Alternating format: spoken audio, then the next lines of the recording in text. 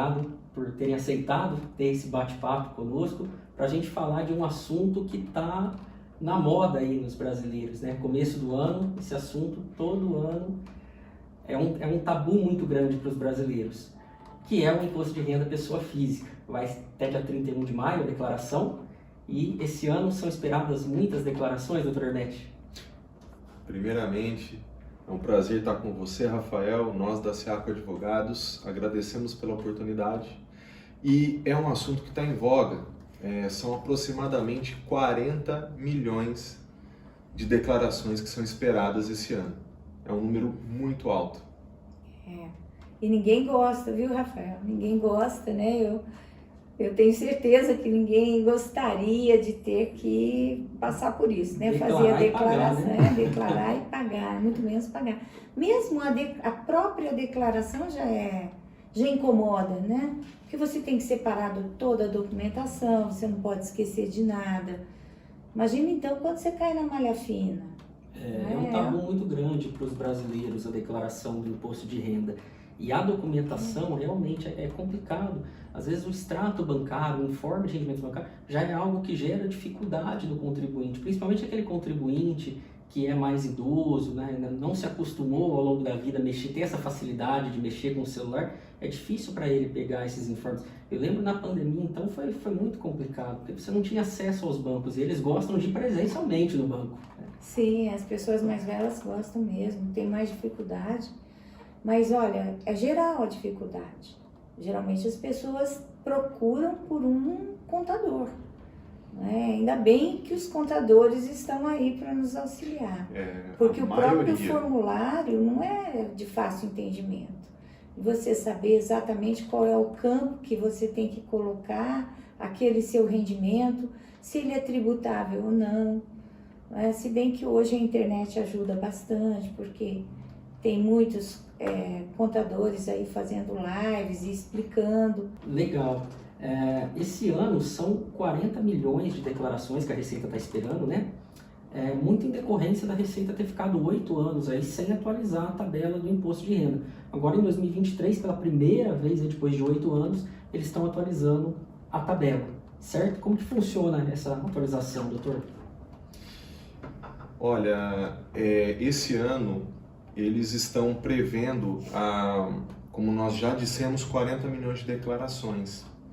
E eles flexibilizaram o teto, né? E com isso, com essa flexibilização, vai permitir que o contribuinte ganhe um pouquinho a mais do que no ano passado ou nos anos anteriores, e aí ele fique isento dessa declaração de imposto de renda. E só para efeito de comparação, para quem está declarando esse ano, que corresponde aos rendimentos do ano passado, esse teto é de R$ 1.903, quase R$ 1.904. E a partir de maio desse ano, para quem declarar ano que vem, vai ser a faixa de 2 salários mínimos, ou R$ 2.640.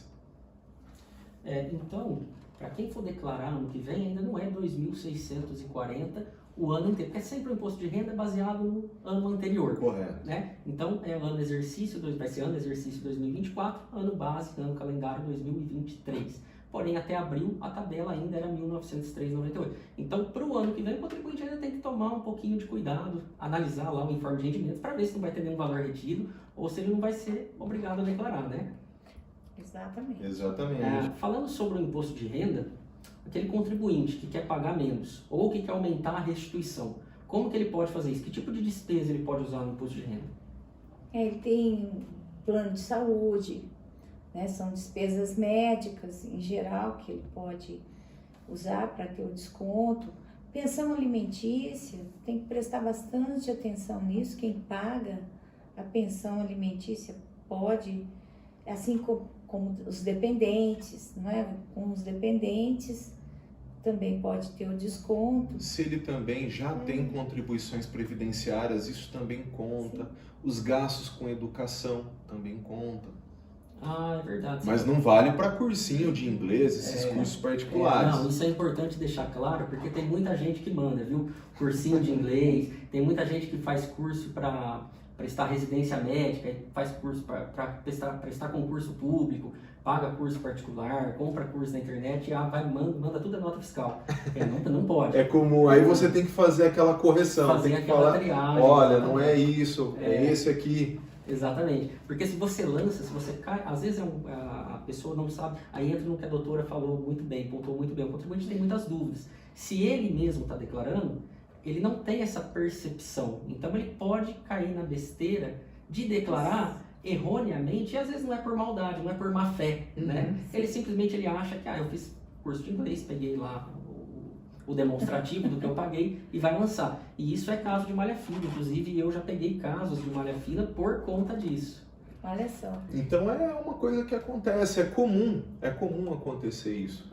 Quando se falou da Previdência, não é só aquela contribuição junto ao INSS, ou pode ser qualquer tipo de previdência que você tenha recolhido, junto ao seu empregador, quando é na fonte, não é? Por exemplo, tem os servidores estaduais, municipais, servidores da União. Tem um outro tipo de previdência que é a previdência privada. Tem muita gente que faz previdência privada, não é?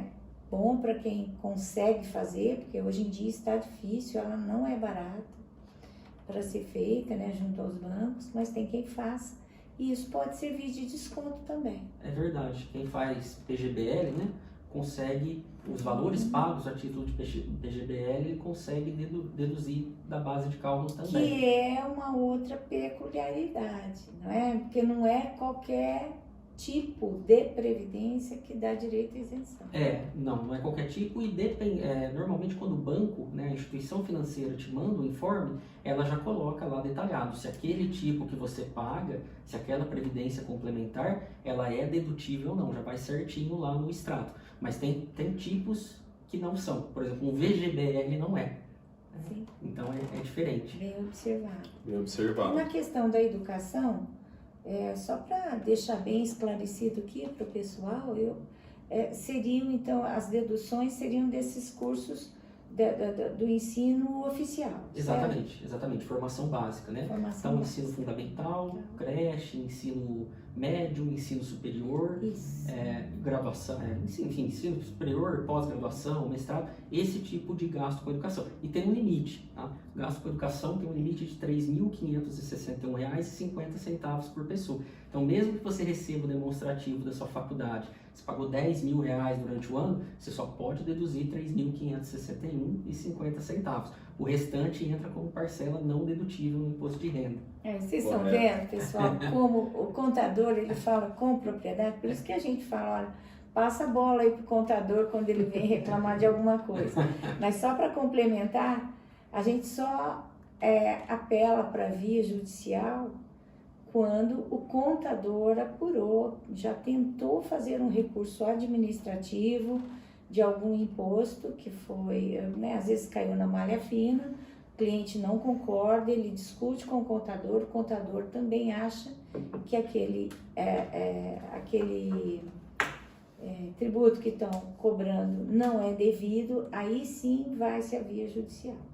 E é comum, doutora, a Receita Federal costuma errar também?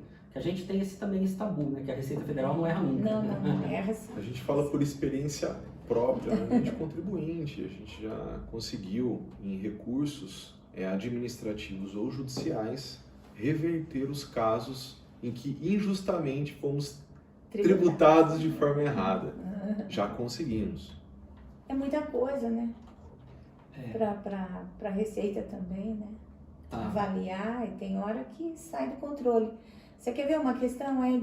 Vou dar um outro exemplo, de plano de saúde. Sim. Né? Então, no plano de saúde, se uma pessoa ali da família, um pai, uma mãe, está arcando com o pagamento para todos, e ela essa pessoa da família demonstrou que está pagando para todos, né? Muitas vezes a Receita não quer aceitar essa condição. Ela, na hora que ela deduz, ela fala, olha, eu paguei para esses 3 da família. A Receita muitas vezes não quer aceitar. E foi pago. Pega só a parte do titular da declaração, né, e não dos dependentes. Então é uma coisa dependentes. que dá para discutir judicialmente. A gente tinha falado aí das doenças, né, das patologias que dão direito à isenção, né, a benefícios no imposto de renda como a isenção. E é curioso que, coincidentemente, esse ano acho que eu peguei uns 4 casos de pessoas que têm câncer. E aí elas me procuraram justamente para isso, para falar, Rafael, devido à minha patologia, à minha condição, será que eu não tenho direito de isenção? Será que eu preciso declarar? O que eu preciso fazer? Então, vamos falar melhor sobre isso. Como é que funciona esse caso da isenção das doenças, doutora? Foi muito a propósito dessa pergunta, porque falta esclarecimento para a população em geral. São exceções, né? E favorecem muito aquelas pessoas que têm um gasto elevado com medicação, com médicos, consultas, com plano de saúde e que precisam realmente dessa isenção. O câncer, por exemplo, ele está numa lista. Nós temos a lei 7.000, quanto é mesmo? 7.713 de 88. Isso, essa lei, ela lista aquelas doenças que podem, então, dar essa oportunidade de isenção do imposto de renda. E a neoplasia maligna, que vulgarmente a gente chama de câncer, né? São os tumores malignos, eles dão realmente esse direito. Então, é por isso que você teve essa procura. E nós temos aqui, nós vamos até aproveitar a oportunidade para listar, né, essas moléstias, elas são incapacitantes. Você veja, por exemplo, a AIDS, não é? Você veja, por exemplo, a alienação mental. A alienação mental, ela engloba muitos tipos de doenças mentais. Um exemplo é a esquizofrenia. Está dentro dessa alienação. E é a mais difundida, né? Que a gente mais conhece. Tem a cardiopatia, mas não é qualquer uma. É a cardiopatia grave. Tem a cegueira, incluindo a visão monocular, é quando a pessoa perde apenas uma das vistas. Esses casos aparecem muito no escritório. Eu ia perguntar isso, aparece muito? Sim, aparece. Foi muito falado no ano passado, nesses anos que se passaram do governo, sobre a visão monocular, porque eles foram incluídos no governo passado. É algo recente, essa patologia é recente. Quando a imprensa, principalmente, ela comunica à população desse rol taxativo de doenças ou moléstias, o escritório ele chega a ter um movimento, sim, nesse sentido. Acredito que os escritórios de contabilidade também. Tem. Até aproveitando sobre a cegueira e a visão monocular, e para diabético, que a gente sabe que a diabetes, ela vai definhando a pessoa, né? Então, a pessoa, dos sintomas é acabar perdendo a visão, né? Então, conforme esse grau vai evoluindo, a pessoa também pode ter o direito. Ela acaba tendo esse direito. Não no começo, não é? Porque no começo a pessoa vai levando sem tantos problemas. Mas depois, quando a diabetes avança, ele pode chegar a uma visão monocular, a uma cegueira, e aí sim. E aí ele se encaixa nesse rol taxativo da Lei 7.713. Até tem também doença de Paget em estágios avançados, que é uma inflamação que dá nos ossos e que deforma, né? Ela é deformante. Tem a doença de Parkinson, muito comum essa doença de Parkinson, e que inclusive me surpreendeu, porque eu tive um caso da minha mãe, né? Um caso muito particular, e que quando nós fomos pesquisar o porquê dela ter tido aquela doença de Parkinson, foi medicamentosa. Minha mãe teve uma depressão profunda, foi a primeira e a única onde ela teve que tomar uma medicação muito forte para sair da depressão. E deu como efeito colateral o Parkinson. Puxa vida. Esclerose múltipla também dá direito à isenção, uma doença triste demais. Espondiloartrose anquilosante também.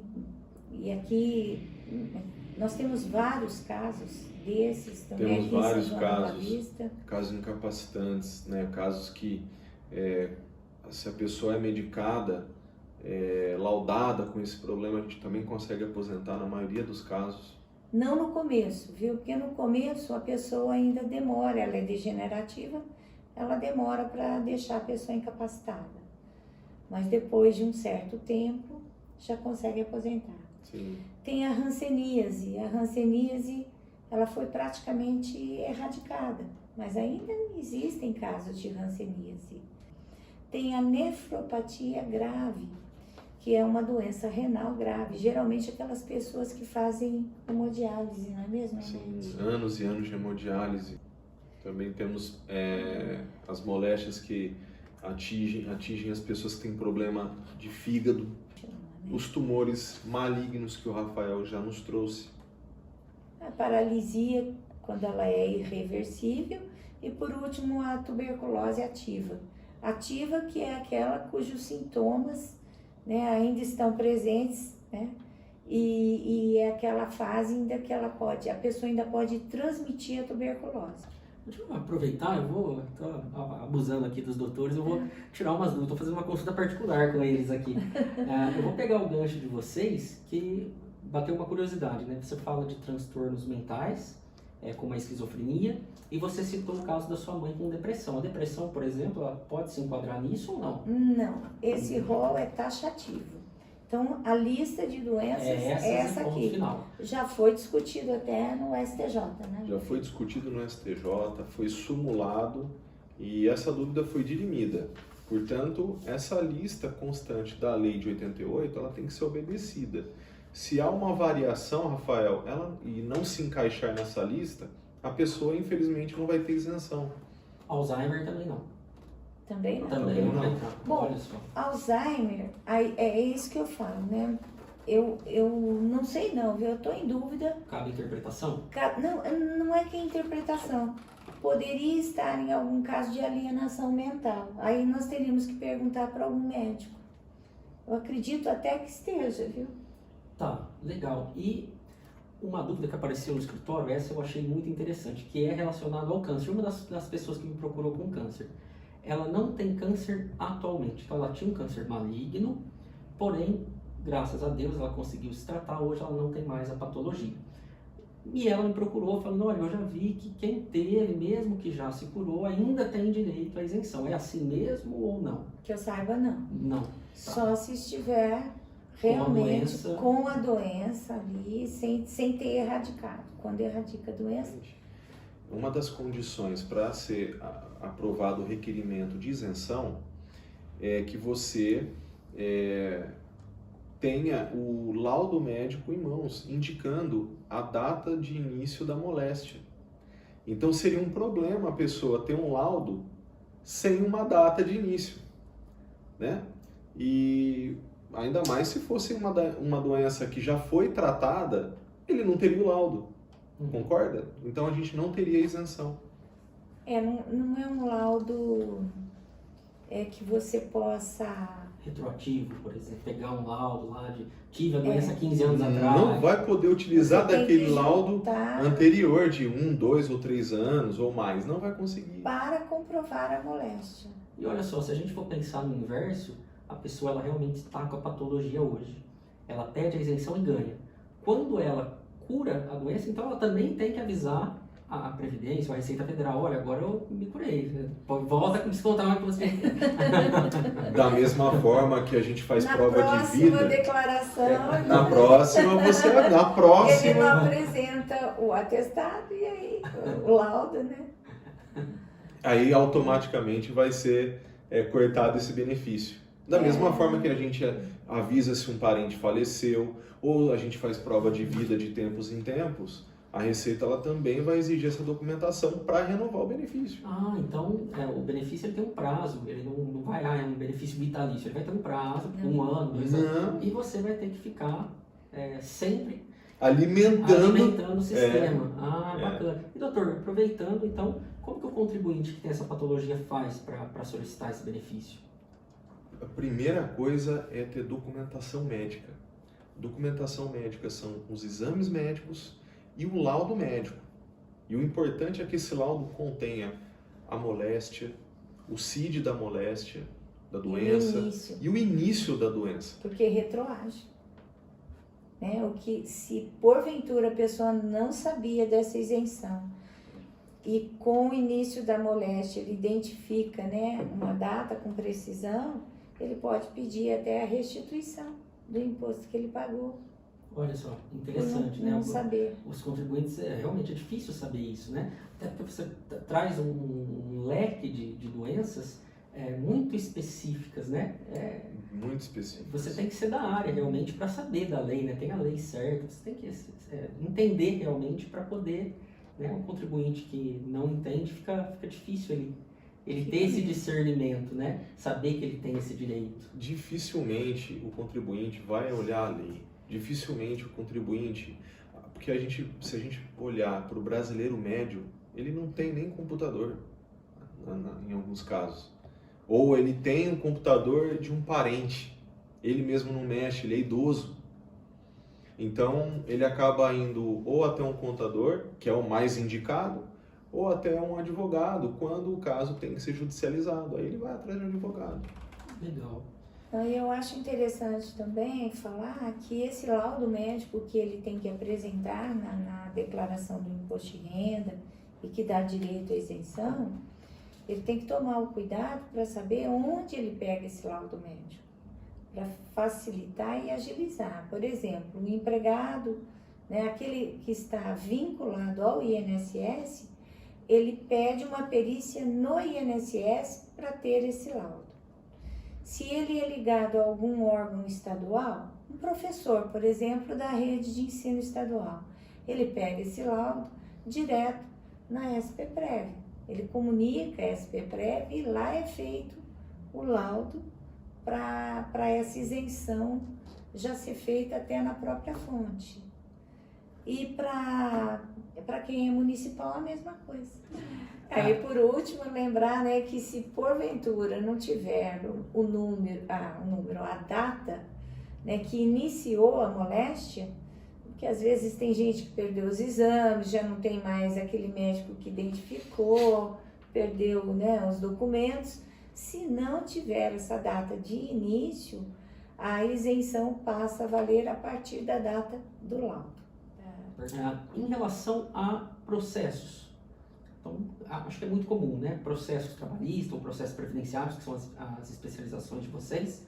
O contribuinte entra, procura um advogado, de repente vai fazer uma reclamatória trabalhista, sai a sentença, ele ganhou, o empregador, por exemplo, pagou ao ex-contribuinte esse tipo de coisa, os advogados vão dar um dossiê para ele, vão dar o laudo para ele lá, como chama o processo? Uma prestação de A contas. gente faz uma prestação de contas. Prestação de contas para o contribuinte. Prestação de contas. E ele vai usar isso para a declaração? Para a declaração. Sim.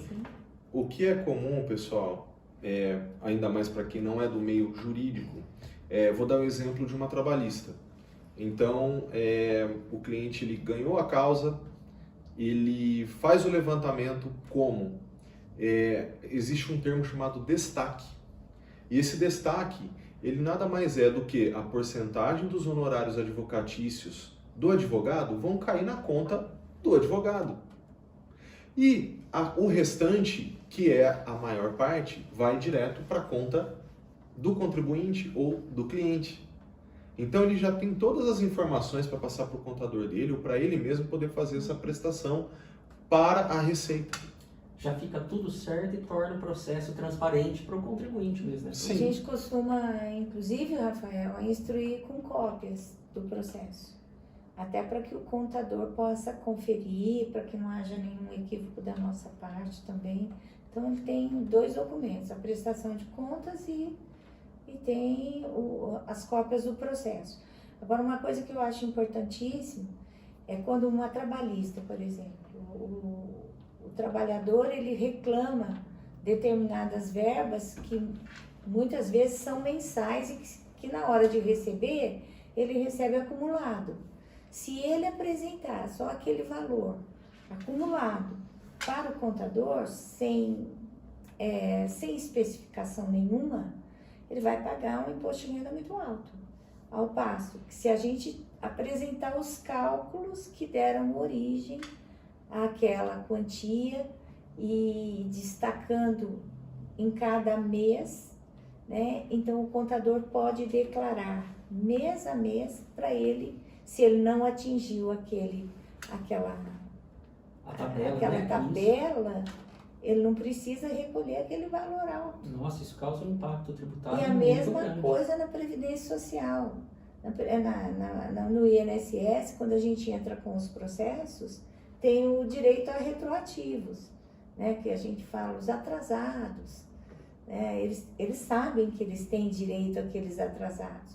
O que eles não sabem é que, como acumulou, pode ser declarado mês a mês. Por isso que a gente sempre encaminha para o contador. Olha, vá procurar um contador. Para só mudar um pouquinho o assunto, eu estava conversando com o Dr. Hermetti ontem para falar sobre planejamento empresarial, que é legal que vocês estão num ramo de profissional liberal, que é advogado. E um profissional liberal pode atuar tanto como pessoa física quanto como pessoa jurídica. Né? No caso do advogado, tem a sociedade de advocacia. Como que funciona isso em termos de impacto tributário, Dr. Hermetti? Conversei, você está bem lembrado, né? Conversei com ele ontem, gente, e realmente, quando você faz o recolhimento, você que é empresário, né? Seja advogado ou qualquer tipo de empresário, mas você não está regularizado, você faz os recolhimentos e recebimentos pela sua conta de pessoa física, você está recolhendo um valor muito maior do que uma pessoa jurídica. A Isso é alíquota fato. É muito alta A para a pessoa alíquota física. é muito alta. É um castigo. Então ela não tem muitas vezes o conhecimento e continua recolhendo como pessoa física. Ela recebe os valores de honorários, por exemplo, no caso do advogado, na sua conta de pessoa física. E aí, quando vai declarar, faz aquele recolhimento alto. O risco de cair na malha fina é enorme. Então, o aconselhável é você ter sim uma conta de pessoa jurídica, ter uma empresa aberta, as alíquotas vão cair, vai ser bom para você que é empresário, né? Você fazendo a declaração corretamente, você vai poder colocar a cabeça no travesseiro e dormir. Isso eu garanto. E em termos de planejamento também é muito melhor, né? Você fica muito mais organizado quando você separa a tua conta pessoa física da conta pessoa jurídica. Correto. Quando cai tudo naquele mesmo bolo, né? Correto. Cai tudo o dinheiro na sua conta pessoa física, aí você usa para pagar as despesas do escritório, usa para pagar a escola do filho, usa para pagar o plano de saúde, usa para pagar a ração do cachorro, você já não sabe mais quanto que você efetivamente ganhou na tua atividade. Quando você consegue separar isso, parece que abre a sua mente, né? De quanto que você está ganhando, você consegue se organizar muito melhor. Importantíssimo. Sim, importante, porque você consegue prever, né? O advogado, ele sabe muitas vezes o que ele vai ganhar daqui 2, 3 meses, ele pode prever isso, ele vai conseguir gerenciar esse dinheiro na conta própria, que é da empresa, sem misturar com a conta pessoal. Né? Então, para a parte organizacional também ajuda muito o empresário. E a personificação, ela traz vantagens, né? Você consegue, de repente, linhas de crédito melhores em banco ou outras linhas de crédito. No caso, vocês são advogados, mas quando é uma empresa, uma microempresa, você consegue vantagens em fornecedores, você consegue comprar mais barato, de repente. Então, faz diferença, né? Para quem, por exemplo, o que é comum aqui no Brasil é a pessoa, o empresário, ter a facilidade para comprar um veículo com o dinheiro que ele tem na conta jurídica. Ele tem desconto na montadora. Olha né? só. Então ele chega na concessionária, ele tem um desconto de 10, 15, 8%, e nós, os réis mortais, não temos esse desconto. É o mesmo carro. Não, eu aposto que coisa que pouca gente sabe, porque eu não sabia. Então, Tem desconto. na maioria das montadoras você vai ter desconto, eu te garanto. Caramba, que legal. Então isso é importante ver os próprios profissionais liberais falando dessa diferença do impacto tributário que tem você atuar como pessoa física ou atuar como pessoa jurídica. Né? Isso vai impactar financeiramente na saúde financeira da empresa e vai impactar depois lá na declaração do imposto de renda. Então são assuntos até correlacionados, que depois vai ser linkado lá com o imposto de renda. Isso mesmo, Rafa. Isso mesmo. Bom, eu queria agradecer o Dr. Hermetti e a doutora Deise, que aceitaram ter esse bate-papo com a gente, foi muito construtivo. Eu mesmo aprendi coisas aqui que eu confesso que eu não sabia. Tenho certeza que quem está assistindo esse vídeo depois também conseguiu esclarecer algumas coisas. Então só tenho a agradecer realmente esse bate-papo, essa oportunidade que eu tive de passar essa tarde aqui com vocês. Doutor e doutora, muito obrigado, viu? Nós que agradecemos. Foi um prazer estar com você também, Rafael. Também aprendi algumas coisas aqui, com certeza. E estamos de portas abertas para ajudá-lo, ou quem mais você tiver aí, de amigos e conhecidos, estamos de portas abertas. Opa, é recíproco, com certeza. Eu também agradeço a oportunidade, viu, Rafael? Você é uma pessoa simpaticíssima. Eu aconselho aí esse profissional para vocês que estão nos assistindo, viu? E espero que você nos chame outras vezes. Opa, com certeza. Gostamos muito. Com Muito certeza, obrigada. eu agradeço muito vocês dois. Obrigado, viu?